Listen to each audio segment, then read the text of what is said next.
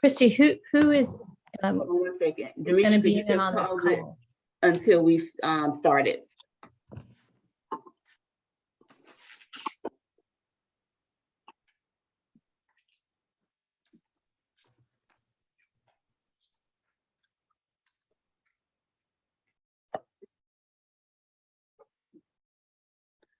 Good morning, everybody. My name is Christy Goldwire. I am the Director of Program Operations for the Children's Trust, also serving as the Acting Executive Director.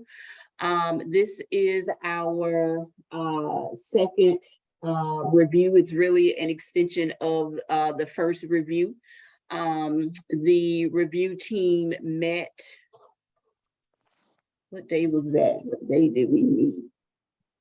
Was that the 5th? Does anyone remember what day we met? No, actually July 28th. Okay, there it goes. We met July 28th to review 4 submissions for the ITN. And the review team made a decision to submit questions to the top 3 vendors. Those top 3 vendors are Prismatic Services, Frankel Agency, and CRL Media Advertising and Public Relations. Those questions, the review team submitted questions to the CTAC staff. The CTAC staff reviewed the questions and made some revisions and edits to the final submission of questions, and those were then sent to the top 3. The top 3 had about 3 days to respond. And then final questions and answers from the top 3 were submitted to the review team on this past Friday, August 5th. So the purpose of today's meeting is for the team to make final discussions. It is not to review each question and answer. That is why they were submitted in advance, but it is to have some discussion on those topics and then make a final recommendation. The final recommendation is needed today, as we will present it to the board at today's 4 o'clock board meeting. So I will open up the floor for discussion, and we will start with CRL Media Advertising and Public Relations. And before we do that, let me just remind, this is a public meeting. It is being recorded. The public can attend as well as the applicants. However, this is not a public meeting that will take public comment. So this is just for CTAC staff to meet with the review team and have discussion and make final recommendations. So I am going to open up the floor to the review team for any questions or discussions for CRL Media Advertising and Public Relations. There is no specific order, so if anyone would like to jump in and make any comments or ask any questions as it relates to the questions and answers that you received. Christy, this is Cheryl. I'll start, if you don't mind, with one. I had only, I think I had one main question that I had submitted, and they did respond to it.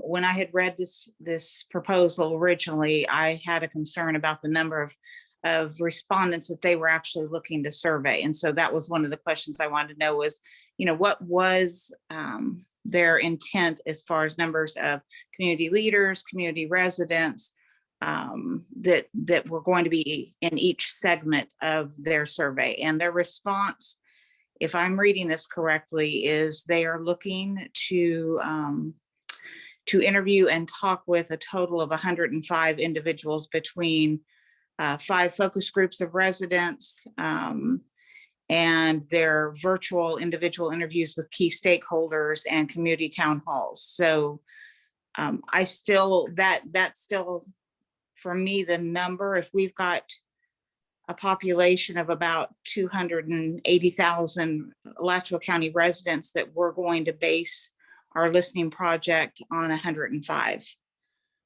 So that was one of my concerns. I liked a lot of aspects of their proposal, but I'm not sure enough that that's a wide enough voice for us to hear from. And I would be interested in hearing from the others of the group as far as their perception of that. Cheryl, this is Pat. I had the same issue that I noted in my initial evaluation, and I saw the response, and I share your concern about that. Okay. And then you Pardon? go ahead, you're on. I share the same concern from a slightly different angle, in terms of, we promised that we'd go out through the whole community. And this is more about sampling, so I'd rather see a proposal that includes us going to each of the towns.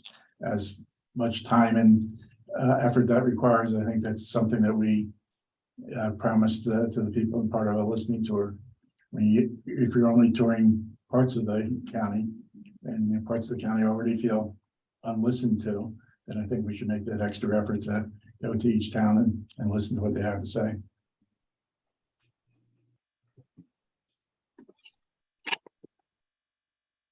Any additional comments from other review team members? Bob, can I understand? So you're saying that you're more concerned? In other words, do you concur with Pat and Cheryl? Yes. Okay, that's what I'm sorry, I didn't quite understand your opening.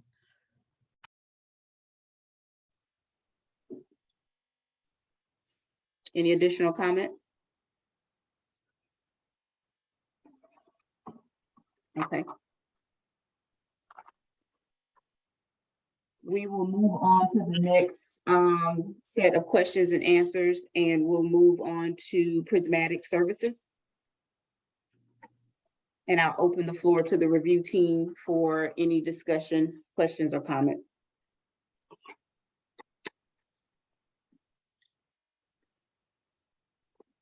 I don't mind starting again, Christy, if you want me to. Sure. So because they scored the highest, I really wanted to do a deeper dive into their proposal, which I did in addition to seeing the responses to their questions, because for me, my main concern was not having that incentive they built into their budget, because I feel like if we're going to ask people to come and spend their time, we need to have a little bit of an incentive built in, especially for residents that are giving up their time.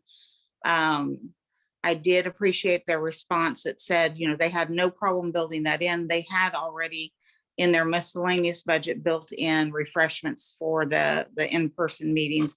But when I did the deep dive, because part of what we were talking about on our original review was there were concerns about that this was really going to be a survey-based proposal.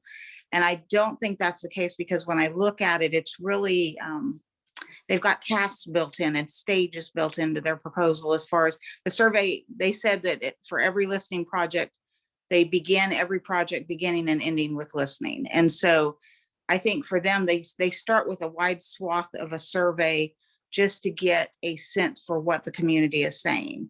And they develop some initial trends that they're hearing from those surveys. But then after that they start their in-person work.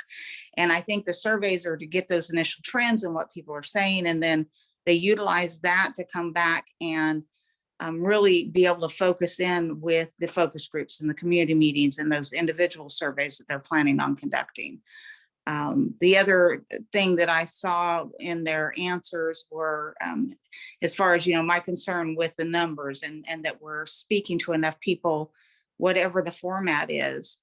One of their responses had something to do with, they could build in some additional paper surveys if the online surveys were not effective to get a wide enough swath of the population. And when they talked about the cost, they were talking about a cost for at least 2,000. So that tells me that they are looking at reaching out to a lot of people. It's not a very small defined number. They are looking at talking to a lot of people, whether it is in person through community meetings or through these initial surveys. Then the other end of that is, at the end, after they've done the surveys, identified trends, and then they come back and do the in-person meetings. From that, they actually come back to the board or the review committee, or it'll be the or the steering committee, and they'll actually do a SWOT analysis and go through that whole process, which is a lot of what we're going to do for our strategic planning. So I see a lot built into this proposal that will align with what we want to get out of this proposal. So that was just some of my initial thoughts. But I know others had some concerns about this one, so I'd definitely be open to hearing those from the others in the group.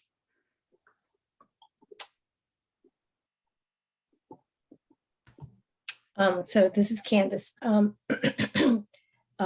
only thing that I did with this one, because I agree with a number of your things, Cheryl, I felt like they were very responsive to your questions, is I totaled up what they priced as being those things that they would do to kind of fix it, so to speak, fix the incentives, fix if the surveys aren't doing well. And this is the one that their total cost was incorrect in their proposal. So it was higher. I have it as 94,705 versus I think they had it like at 92. Anyway, just as a warning, when I total all that up, it's alarmingly close to 100,000, not including travel costs if they did additional focus groups. So I just wanted to alert the group to that I feel like, we're going to be right on the edge of the full cost of the proposal, including the incentives and anything that they would do to rectify a problem with survey response. And that's a really good comment to hear. And this is the same group that said that they've 100% with every, they've always stayed within budget. So part of that I think would be intensive negotiation would have to happen, so I agree with that.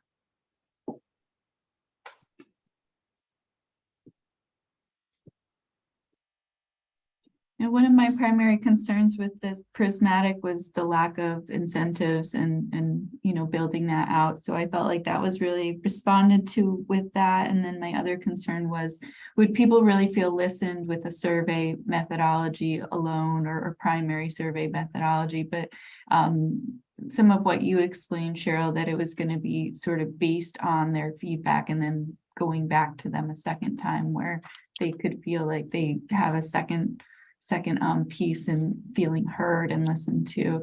So I thought that was strong as well. And I think when it comes to making recommendations, their background and experience will make them really strong for that. So I really like their response and I really like this proposal.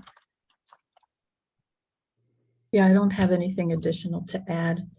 And when I reviewed it, I actually saw the multi-method focus, and I'm glad to hear with the clarifications. I felt it was even clearer about how they were attempting to do their work. I also thought that they were responsive with experiences they've had in more rural areas in other states. And I recognize that Oklahoma isn't Florida, but still, I think some of the rural issues that they responded to, and certainly some of the places that they've had experiences conducting their work in Florida are more rural.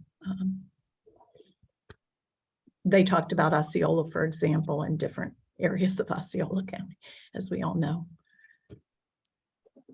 And this was, Dr. Snyder, this was the group that their whole focus when I read their proposal has been children and family issues. Like that's all it has. It has. And the it's other very thing, yeah, and Cheryl, I'm sure you picked out immediately, and Candace did it probably as well, that they've done a lot around youth issues, right? And a lot of involvement with DCF and school-based programs, but both health-based, school-based programs as well as educationally focused programs. So. And Cheryl, I agree with what you said around the SWOT analysis too. I think that will be really helpful for what the board is looking for long-term. Any additional questions or discussion before we move to the next one? All right, so the last agency would be Franco Agency, and I'll open up the floor to the committee.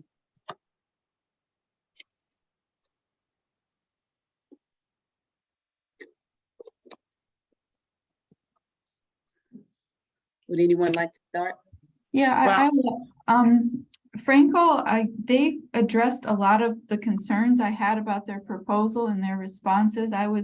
Based on what they put forth in their original proposal, they really gave very few examples of their background and children and families and that subject matter. And then in this one, they highlighted a variety of different experiences working with the programs that support children and families and vulnerable populations. So this was it really changed my perspective on what they could offer to us. And then I really, the question about the AI and the different things and what we would get out of that, I was impressed with what they offered for what that would offer us in terms of getting the sentiments and things that people might not necessarily verbalize, but would be other to build more of a story based on that. So I think that would be interesting in a new way for us to learn about that.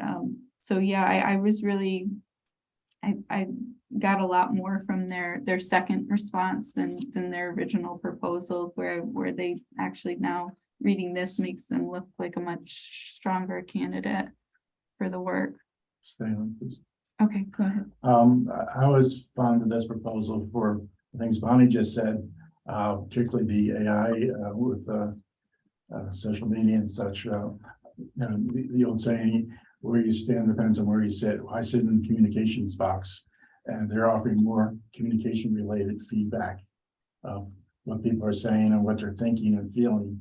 And I would like that information to apply to what we do going forward, not just what we learn about what they feel, but going forward with how we can communicate with them better.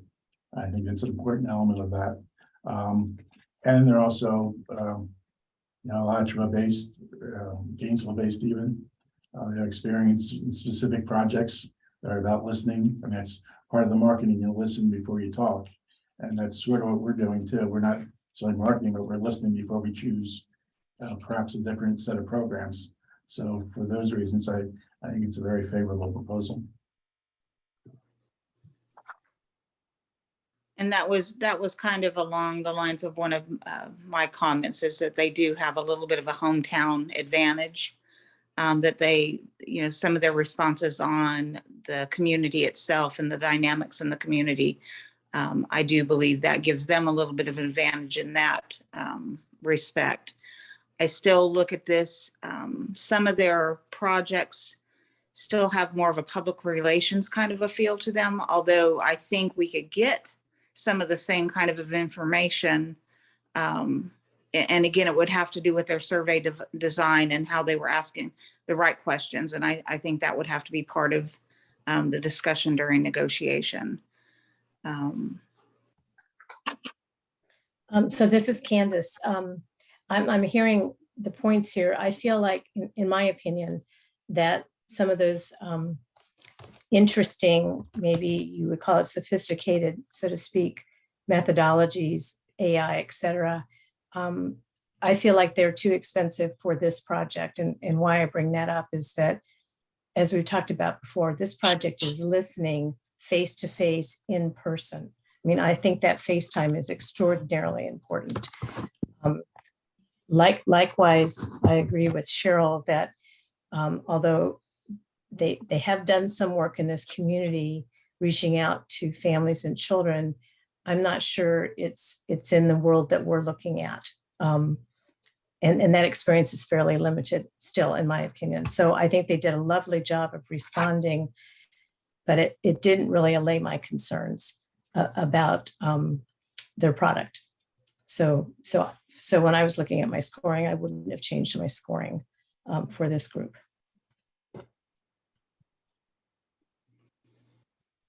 Yeah, I share Candace and Cheryl's perspectives on this one.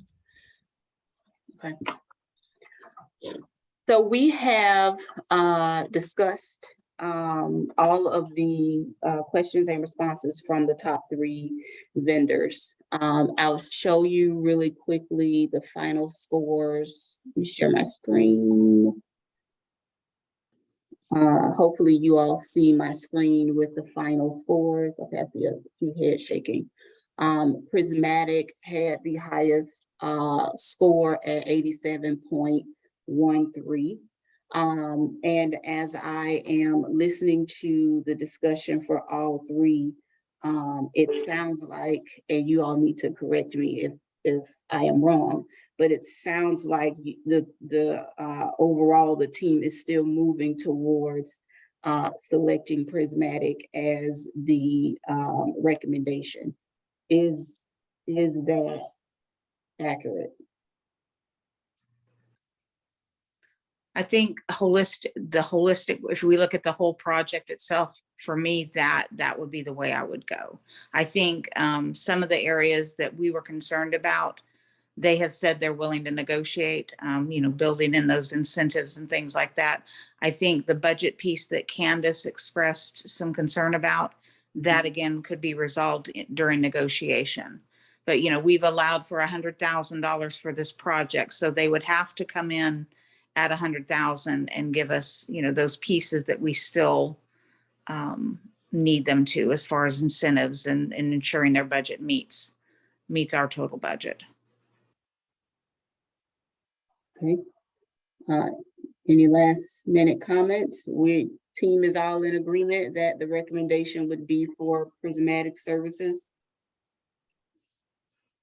Yes, I think for this particular project, that would be what I would endorse. And then I think some of the other conversations we had about ongoing communications, ongoing data, right, is a perhaps a future, because the purpose for this project is really to help inform our strategic work moving forward, right, and strategic planning and our programmatic investments.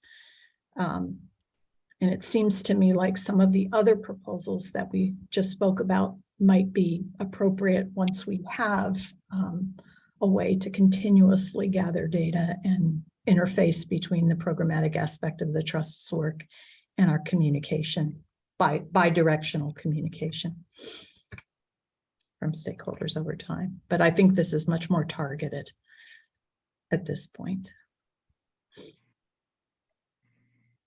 Okay. So I concur with the trend of this. Not quite sure I understand Patricia, some of your last comments, but nevertheless, I do think that that this is the strongest candidate of the three. Yeah, I guess what I was trying to say, Candace, not very eloquently, is that I think that communications and is how we communicate and how we continue to communicate moving forward is separate from gathering information right now from stakeholders throughout the county to help inform our strategic direction as the trust. I also wanted to go back to Cheryl. I remember really strongly when we started discussing this that you were quite impressed by the reputation of Prismatic from its the references. And again, we're looking for a team that's going to nail this on the head with the methodology that they proposed. And I feel between the three, I think 2 out of 3 would fill that. And I believe that Prismatic is likely to be more focused, just as you all have described. Okay. Any last comments from Bonnie or Dan?